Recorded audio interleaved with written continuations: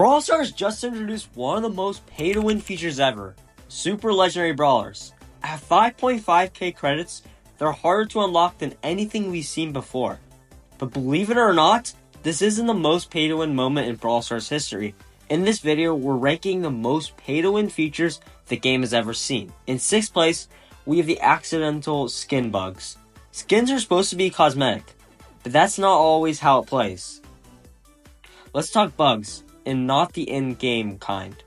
The Man of War Doug skin once caused Doug's healing to double. Horseberry had a similar issue, stacking his healing. An Underworld Bow and Horse Bow had a bigger explosion radius.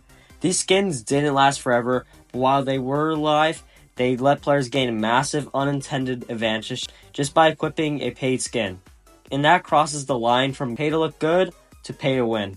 5th is golden tickets. Golden tickets were introduced during the early days of Club League, and they immediately stirred controversy. For 60 gems a week, around $4, players could buy extra Club League matches that free-to-play players couldn't access. That meant more chances to score points, win matches, and boost your club rankings.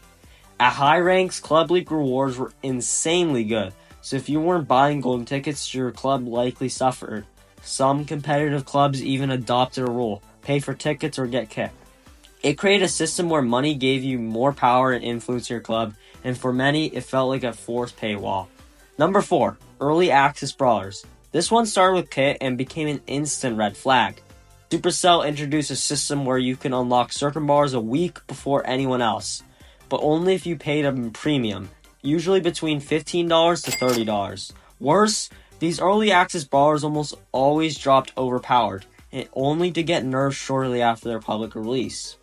That meant for a few days, if you spent money, you got an unfair advantage, dominating matches with a brawler no one else had, and barely anyone could counter.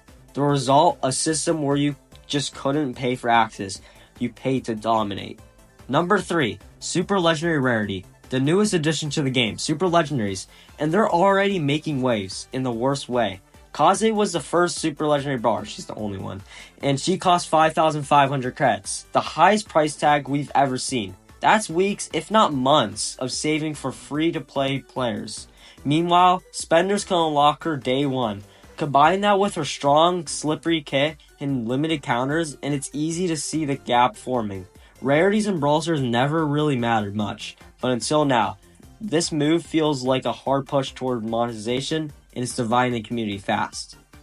The Mega Box offer mistake. Yes, the oops, we broke the economy moment. Supercell once actually dropped a 140 Mega Box bundle for just $2. That wasn't a typo, actually it was for typo for Brawl Stars. For less than the cost of coffee, players got a mountain of power points, coins, gadgets, star powers, brawlers, you name it. Some players maxed out their accounts off this one offer. And if you missed it, tough luck. No compensation, no catch-up mechanic, just a massive advantage for those who happen to be online. This wasn't the only time either. There was also the 49 gems for 49 Megabox glitch that gave out similar value. These moments weren't designed to be pay to win, but they created some of the biggest free-to-play versus spender divides the game has ever seen. At the number 1 spot, we have the power levels 10 and 11 plus gears.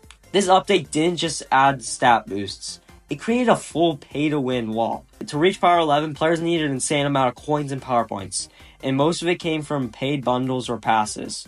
Without spending, it could take weeks to max out a single brawler. Meanwhile, spenders had full teams of power 11 brawlers with damage boosts, speed gears, health gears, and free-to-play players were stuck at power 9. The stat difference? A full 10% plus gear bonuses. It wasn't fun, it was frustrating, and it was the closest Brawl Stars has ever been to actually being pay to win by design. So is Super Legendary the worst pay to win update ever? Not quite, but it's up there. From bug skins to busted offers, early access cash grabs to gear-based dominance, Brawl Stars has flirted with pay to win more than once. What do you think the most pay to win moment in Brawl Stars history?